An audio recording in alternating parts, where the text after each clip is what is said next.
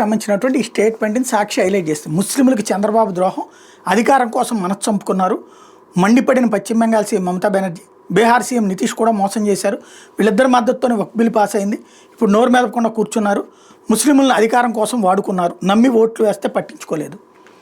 మనిషా పశువా అని మనం అనలేము, ఎందుకంటే మనిషి కాబట్టి, ఆడ మనిషి కాబట్టి.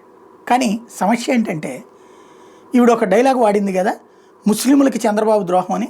రైట్, వక్ఫ్ సవరణ బిల్లుని ఆమోదించినందుకు. మరి ఈవిడ హిందువులకు ద్రోహం చేస్తుందా, క్రైస్తవులకు ద్రోహం చేస్తుందా? క్రైస్తవ ఆస్తులు లాక్కుంది వక్ఫ్, హిందువుల ఆస్తులు లాక్కుంది వక్ఫ్. వక్ఫ్ అన్నటువంటి పేరుతో జరుగుతున్నటువంటి దౌర్జన్యాలకి విరక్తి చెందినటువంటి క్రైస్తవులు మొట్టమొదటిసారి హిందువులతో ఏకమైనటువంటి సందర్భం. ఇది ఒక ఆస్పెక్ట్.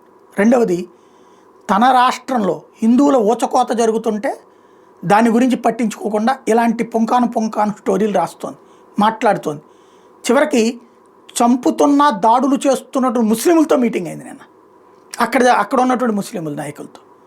కానీ ఆ హిందువులతో పట్టించుకోవాలి, హిందువుల గురించి మాట్లాడలేదు. మరి ఎవరు తప్పు చేస్తున్నట్టు?